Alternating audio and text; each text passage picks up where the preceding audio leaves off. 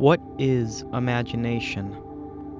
To many, it is associated with playing of all kinds.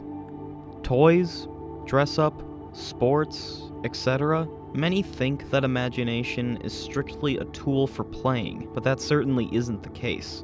It has influenced everything we do, think about, and create. It leads to elaborate theories, dreams, and inventions in any profession from the realms of academia to engineering, and especially the arts.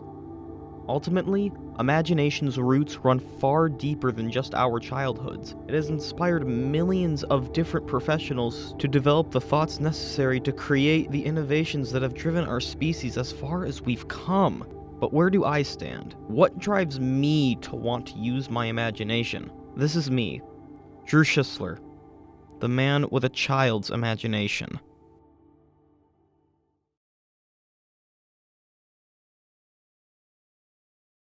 As far back as I could remember, I was more on the creative side in comparison to that of my siblings. Don't get me wrong, I loved video games and the like, but I definitely enjoyed my outside time and just letting my imagination run free. I certainly wasn't an artist. I couldn't draw for the life of me, something that followed me into my adulthood, but I had a huge imagination when it came to physically playing.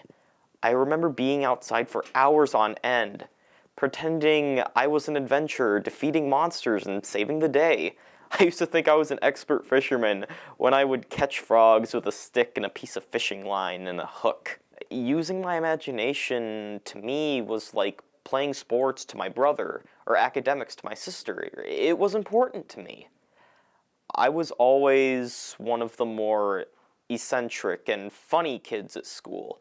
Everyone seemed to like me for some reason. With that being said, there were some drawbacks. Though I loved playing, I was pretty much all alone. I had friends, but they were always busy, so I would just play by myself. The relationship I had with my peers was interesting, to say the least. I was never really bullied.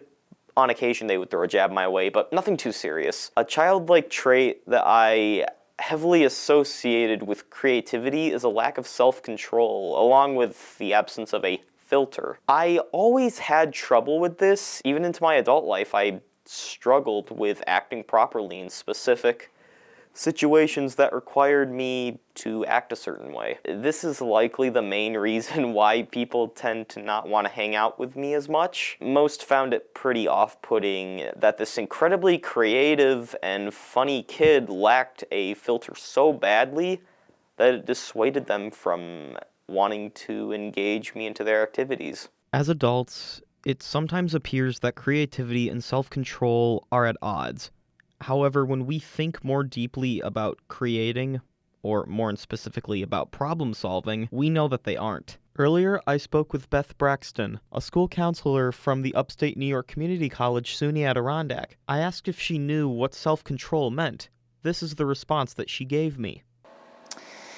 So I think that's, it sounds like such a simple concept, but it's pretty complicated actually, and there's a lot going on when someone practices self-control. When I think of self-control, I think about the ability a person has to subdue or stay in control of impulses. In addition to our stereotypes of creative people, we also have those stereotypes about the disciplined and diligent inventor or scientist who's making breakthroughs and innovative discoveries. Even Thomas Edison, America's greatest inventor, was quoted saying, "Genius is 1% inspiration and 99% perspiration." We know that invention and innovation take work and preparation. For example, it's hard to imagine that someone who isn't an expert in disease and medicine would come up with a cure for cancer in a spontaneous burst of creativity. Creativity isn't about ignoring facts. If anything, fact-finding and research is pivotal to the creative process. But so is imagination. To get to these innovative ideas and solutions, we have to toggle between analysis and synthesis, or even between reality and possibility. In a TED Talk from February of 2006, creativity expert Sir Ken Robinson had this to say. There have been three themes, haven't there, running through the conference, which are relevant to what I want to talk about. One is the extraordinary evidence of human creativity in all of the presentations that we've had and in all the people here. Just the variety of it and the range of it.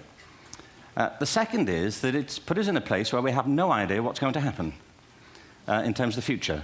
No idea how this may play out. I have an interest in education. Actually, what I find is everybody has an interest in education. Don't you? I find this very interesting. If you're at a dinner party and you say you work in education, actually, you're not often at dinner parties, frankly, if you work in education, you're not asked, and you're never asked back, curiously. That's I think it strikes me.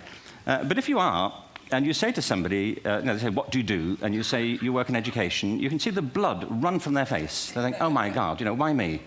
It's my one night out all week. But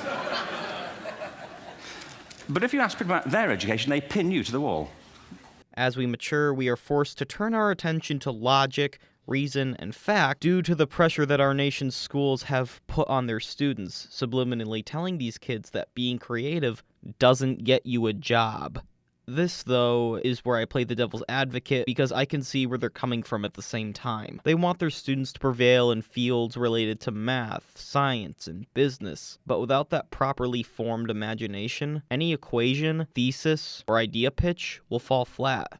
Earlier, I got in touch with a current SUNY Adirondack TV video broadcasting student named Shane Lenahan, who put in his thoughts on the importance of imagination in both schools and in life. So, when I think of imagination, kind of think of like SpongeBob.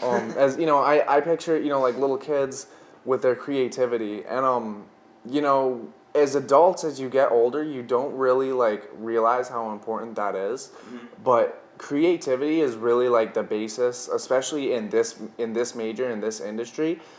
That's where you're gonna get all your ideas. The best entertainment and TV shows that have been written and story ideas all come from imagination. Me just thinking about this right now, because I've never really thought about it too much in the past. Indirectly, as kids grow up, we're taught, Common Core curriculum and everything. Everything's in a textbook, and everything's basic, and everything's written out for you. And, they can give you art classes and stuff like that, so you can have a little bit of an imagination here and there. But that's not real creativity. Right. You're still following a script. Yeah, you are, because, it's okay, this is the certain project and stuff like that. I mean, so it still does give you a little bit of it, but, for the most part, it really shapes you to grow up and just be, the basic average Joe who is ready to go into a sit-down job or be a boring average adult. You notice it. When you look at young kids in school and what they talk about, and then when you see high school kids,